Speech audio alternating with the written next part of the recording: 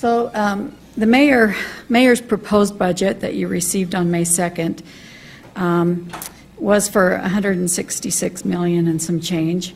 That was actually down from the previous year, FY17, down more than $14 million, or more, almost 8%. The primary reason for that reduction over from FY17 was in FY17, you may recall, we issued some bonds in the Water Department, $17 million of new funds. The mayor had and the administration had requested that the council consider a property tax increase, but I wanted to point out that the budget doesn't include additional funds from for the property tax that would be generated by an increase. That's different than what happened last year. You may recall we had a difficult situation with police and fire, and we really needed to make up, catch them up for many years of going without increases, and to be more competitive with other communities. And so when the mayor proposed that budget, there were actually already funds that would be required a tax increase in order to cover. That's not the case with this budget.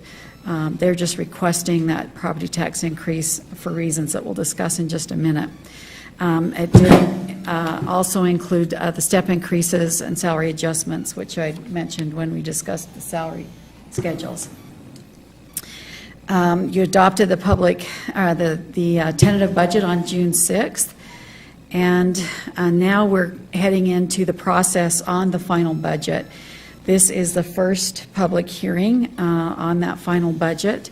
We scheduled 3 because we wanted to make sure that citizens had plenty of opportunity to comment on the budget if they so desired. Next week, you'll have your first serious work session on that final budget. We will have our financial advisors here to review with you the general fund financial sustainability model, and we now have the certified tax rate back from the state and county, so they can actually put real numbers to that financial sustainability model. To date for this year, they've just had to make some assumptions about where those numbers would come in. So that will be a really important work session for you and for the public to understand what may happen to the final budget in the future. You may recall for FY18, the general fund financial model estimated a shortfall, or at least an additional need of $520,000 to cover just operational costs. And again, that money is not in the budget, but obviously needed, or administration is requesting that additional money because it's needed to cover operational costs. With the tentative budget, you adopted some changes to the minor amounts to the general fund. We shift some money from the CIP to the RDA. So the actual adopted tentative budget is actually lower than the mayor's proposed. It's about $165. The final budget does have an additional change, Schedule A1 proposed, and this is additional funding of $250,000 to come from BDO to the CIP, and that's to cover additional seating at the rodeo grounds, the stadium there.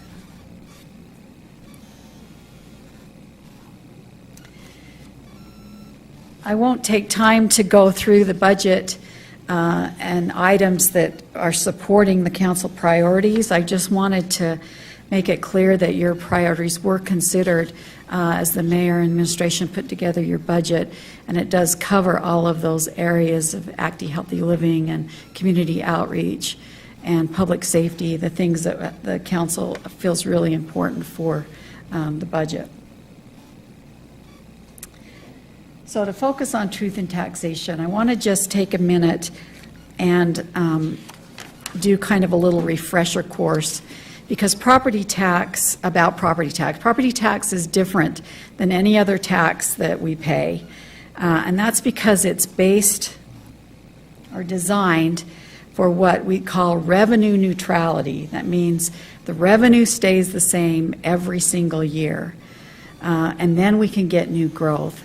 So, for example, if last year we received $10 million in property tax, the State Tax Commission goes through their models to determine what rate would generate $10 million in this current year. And as a result of that, when values increase, as they do because we have cost of living and that often goes up, as values increase, the rate has to proportionally go down to generate that same amount of money. We do have high tax rates in the state of Ogden, or city of Ogden, but that's because we have lower property values here. And it takes the same amount of services and costs to serve a home that's worth $150,000 as it does a $300,000 house. So to provide fire and police and all of the other services that the city provides, those costs are the same, and so we have to have higher rates to generate the revenue. As I mentioned, because the State Tax Commission has to adjust the rate to create the same amount of revenues for the upcoming year, as you can see, the rate continually has gone down. Until last year, the city had not raised the property taxes in 30 years. And even last year, the rate that you adopted was not as high as the previous year. The way you were able to do that is because we had a GO bond that was paying off. And so the rate was still a little bit lower than the previous year.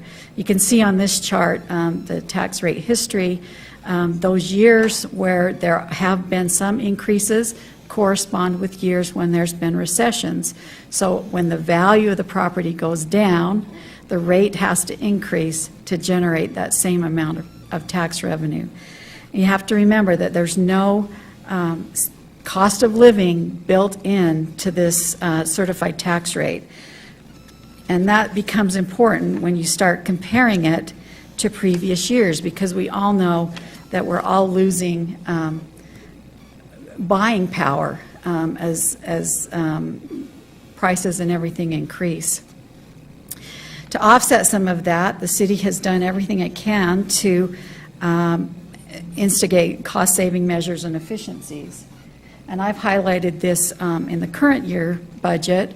Engineering has brought some in-house engineers. That's a net savings of $286,000. That's ongoing, that will be every year. So they're doing their engineering in-house as opposed to paying consultants to do it. The way we're handling on concrete is an efficiency that's saving some money. The fire chief was pretty creative in the way they used to staff their additional ambulance. And then we're doing remote meter reading and facilities audits to make sure we're as energy efficient as we can be. And then we are instigating or implementing an ERP, which is a computer system that will allow us to identify, give us better data so that we can use that to highlight areas where we can find future savings. And I mentioned in the work session that I kind of geeked out in the last couple of weeks to kind of doing this comparison. I had the recorders were kind enough to find me the budget for the 1998 fiscal year. And I went through that and found some interesting numbers. In 1998, we had a population of about 74.5. We had 563 employees. In FY18, or current year, we have about 85,000, and we're proposing 606 employees. That's one more than we had last year. That's a difference of 43 employees. But when you do it employees per thousand, we're actually lower than we were 20 years ago. We had fewer employees per thousand than we were 20 years ago. When you look at police, we have 43 more employees than we did 20 years ago. 37 of those employees are in the police department. The sworn per 1,000, sworn police officers per 1,000, that's sort of a good way to determine whether or not we have enough public safety for our citizens. We are in 1998, we're at 1.53, we're at 1.69, which is higher, but average according to FBI information for cities of our size is about 2 per 1,000. And Councilmember Nadolski asked for some additional information with regard to that, which we'll be presenting in the upcoming weeks. Fire personnel, we actually have fewer fire personnel per 1,000 than we did in 1998. Some of that is because this is general fund. Talking specifically, we do have the medical that can offset some of that, the medical fund.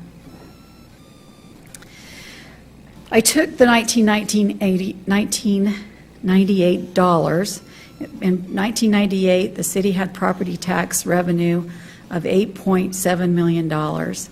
When you do a present value on that 8.7 in today's dollars is worth $12.8 million. The tentative budget that you adopted has property tax revenue at $11,360,000. That's $1,400,000 less in real dollars than we had in 1998. And that number didn't include any new growth. So that was just that 8.7 million to 12 point. That's just real dollars. It doesn't include any new growth for the 20 years. And as you know, we have had a lot of new growth, particularly in the last 8 to 10 years. So I took a very conservative number and just figured out what a 1% growth would be over the 20 years. And that came up to $2.25 million. If you add that to the $12.8 million, that would mean in today's dollars, we should have $15 million, assuming we had the same tax, we had received the same amount of money that we had in 1998. Compare that to the $11.3 million that we're getting, or we're forecasting that we'll receive. We're $3,600,000 less real dollars than we had in 1998. So I think that's a pretty good shows you that the city has tried its very, very hardest over the last 20 years to be as efficient as it can. But at some point, efficiency only goes so far. I mean, those costs are still rising, and we still have to make hard decisions to do that. One of the other things I wanted to show you is how the revenue sources are distributed. And I pulled all of the revenue for 1998 and for FY 2018 to show where those are coming from. Franchise tax, we sometimes consider that a sales tax too. It's similar. In 1998, 25% of the city's revenues came from property tax. In FY18, only less than 20% will come. We're relying a lot more on sales tax and franchise tax and other revenues to cover the revenues that we need to cover services for the city. And the reason it's important to give some thought to this is because, for one thing, property taxes are the only thing that the city can control. We know that sales tax is very volatile. Franchise tax is set by the city. Our other revenues are often dependent on the amount of building that's going on, because that's building fees and other things that are not necessarily within the city's control. So with all that good news, I just wanted to review the schedule for your truth in taxation. As I mentioned, next week is going to be a big week for you, and we will start needing some direction from you as staff on where we want to go and what additional information you need to help you make your decisions. We'll be starting our communications plan, and we'll have some other options for public input. And we'll have another public hearing on July 11th, and then another one on August 8th, where you will be taking final action on the budget. One of the things we're excited and kind of nervous about is we're going to be having a Facebook Live event, actually two of them, one on July 11th and one on August 1st, and we will make sure that the citizens get ample notice of those and explain to them how they can participate in those events.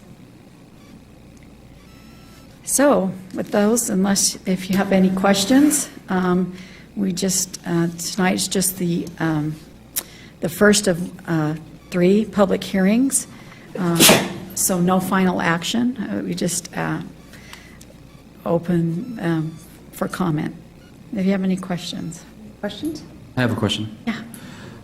On your on the slide, Janine, that you talked about the certified tax rate history, you commented that the rate is usually higher when there's a recession or the economy is suffering. And I'm looking at the graph there on 2008, which when we have the recession, actually the rate is lower, not higher. So I'm not sure. Well, but if you could also, it dropped down in 2008, and the recession, it didn't come back until 2008, 2012. We didn't, our values were still low during all those years. We didn't start, and so there was no tax increase. The council didn't do anything to make those rates go up. The reason... Not the council, but right. the adjustment that you explained, it's a formula from the state where they set the certified tax rate based on to have the equal amount. Right. So I was just curious if that was the case. Then it seems like during the recession the tax rate was lower, not higher. Well, remember 2008 is when it hit. So it was going down where our values were increasing, 2008, boom. And now you can see our values are lower, our values are lower, our values are lower. Okay, then in 2012, we start doing a little bit better. Thank you. Okay? Thank you. Actually, during this recession we had, 2007, 2008, mysteriously Ogden's value stayed pretty flat. We didn't, because we weren't really high, we didn't really dive off, and we kind of just stayed. You know, we had some drop off, but not as much as a lot of other cities did. And you can see that it's minor increases. Thank you. Are we trying to maintain our buying power? Is that what this budget is actually telling us, is that today's dollar, we have to have X number of dollars to equalize what that buying power would be? Well, and I think that's what you as the council have to consider. I mean, I think that's just a really important consideration, and that's why I went through all of this review to show you just how much buying power we've lost in 20 years. And so how fast you want to, if you want to, recoup that, how fast you want to recoup that, that's the decision that the council has to make, and it's not an easy one, I know. Wanted to make a comment, if I may. I had the same confusion as Councilmember Lopez, so I appreciated that clarification. I also I wanted to thank you for a lot of folks that are watching this meeting. It may appear as though we're seeing this information for the first time, but we've been digging through this so much, and in so much excruciating detail, it seems, for a lot of weeks here. I want to thank you for the work you did, because since I've come into this role, and we've talked about this issue of property tax and revenue, and the way state tax policy works, it's been very evident that qualitatively we could see that there was a concern, but the more and more we dig into it and the more information that we get, such as that you analyze for us, we've been able to quantify exactly what that challenge is. And I think it's important that people know that we are continually digging into the numbers and continually finding and further quantifying and refining exactly the extent of the challenge. That's been a long time coming for me. It's taken me a long time, and I realize that most of the people that are pay close attention to the work we're doing aren't given the same opportunity that I'm given to have that kind of a journey. But I hope that people will trust that we are doing it. And if they're doubting it, it's all in the record and in our minutes. But I want to thank you for walking through that journey with me and with us, and thank my colleagues for the same. It's been an eye-opener. This is a significant challenge, no doubt about it. I think one of the biggest comments that you made that kind of stuck in my mind is the average home value here is $167,000 versus in Centerville it's $261, and it takes just as many resources to do a $167,000 home as it does the $261. So I appreciated that analogy. Made some great sense to me. Another one, if you could put up that analogy of where the sales tax and property tax are. Your looking at. three-legged, four-legged stool. Yeah. And you notice that there's maybe a 1% difference between 1998 and today in sales tax, and that's due to the attraction of economic development that the city has been able to attract into this area. But it's hard to find those businesses coming in that would raise it that far. But that's the reason that the value there is smaller than some of the others, is because of the economic development that the city has actually gone through and developed in the last year or 2 years, 5 years before. Mayor, also, if I might inject, last year I pushed back really hard against the rate, the amount of increase that we raised the property taxes. Trying to be responsive to citizens' concerns that we do be responsible with that tax money, that we should make sure that we have cut the fat and find places to stretch as best as we can, just like citizens do when their funds are limited.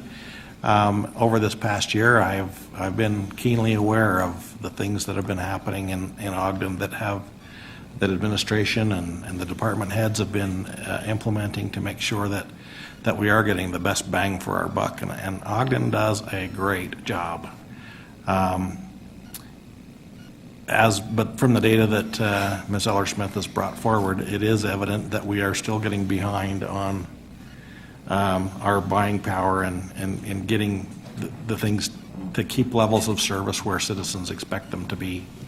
And so I appreciate being educated by our consultant and our staff and our administration to help us to be fully informed and to have a real good grasp of the relationships of how the money works and how stretching the budget works and all those kind of things. I'm very comfortable. I hope our citizens, when they do come to give us public input, bring their good ideas, because that's always helpful.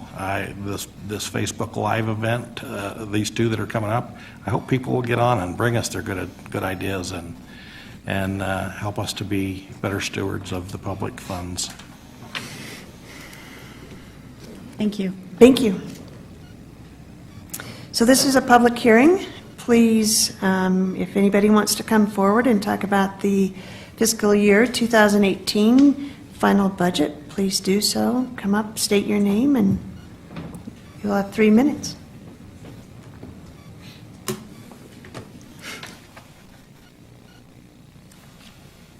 Hi, my name is Jill Coford, and I'm going to be out of town on some of your other public hearings, so Madam Chair, I hope you'll allow me a moment to talk about the budget and the proposed tax increase.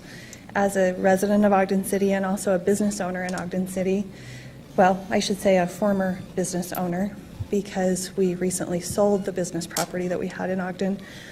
A lot of reason that we sold it and are not looking in Ogden anymore for commercial property is because of the property taxes. The property that we owned in Ogden was 3 acres, had a similar size building as a property we were looking at in West Haven. Only that property had 5 acres. But in terms of the cap rate and the commercial income, they were pretty much equivalent. The property taxes in Ogden City, $19,000 on that property. The property taxes on the comparable property in West Haven, $8,500. As a investor, as a business owner, I can't make the numbers work to invest in Ogden City. My husband and I we're real estate investors. We've told our real estate agent, please don't look in Ogden. Doesn't make sense. And that makes me sad, because I am a lifetime Ogden resident. My dad was an Ogden City firefighter. I went to Weber State University. This is my town. I want to invest here, but I can't make the numbers work. When I look at my home in Ogden, in the east part of Ogden, versus an equivalent home in Park City, where my son goes to school and I drive him there every day, their property taxes are half of what I'm paying in Ogden City.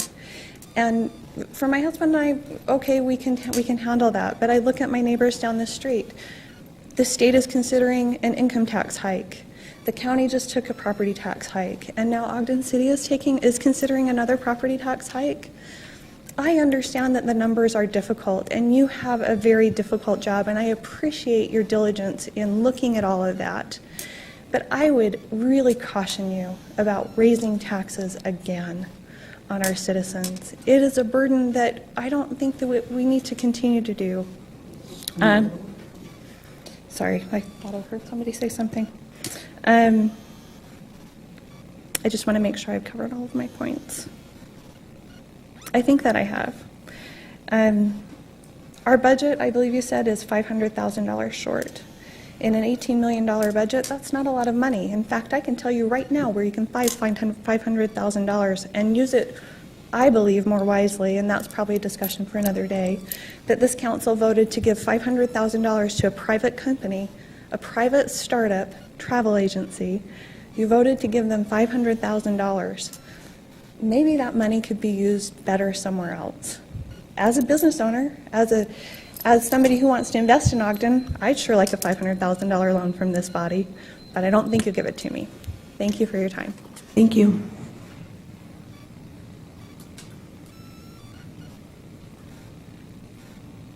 Anybody else? Don't be shy. Well, seeing no movement, I would make a motion that we close the public hearing. Well, that we continue the public hearing to July 11th and August 8th. I think we have to close this public hearing first. Are we sure? Continues fine. All right. That's my motion. Okay. Second. We have a motion by Vice Chair Heyer, second by Councilmember Lopez to close today and then continue the public hearing to July 11th, 2017. The voice vote, all in favor? Aye. Any opposed? Well, I hope that you will also listen in on our Facebook Live. More to come.